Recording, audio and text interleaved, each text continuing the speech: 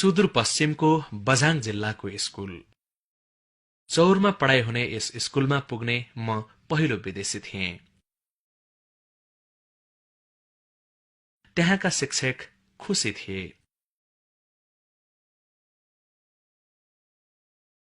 म त्यहाँ पुग्दा केटाकेटीले पढ्न छोडेर मलाई हेर्न थाले। त्यतिबेला शिक्षक विद्यार्थीहरूलाई कराउँथे।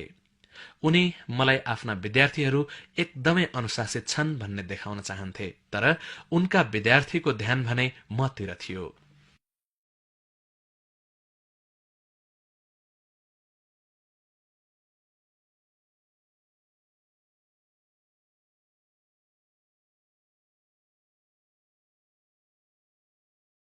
त्यतिबेला नेपालमा थोरै मात्र स्कूल थिए।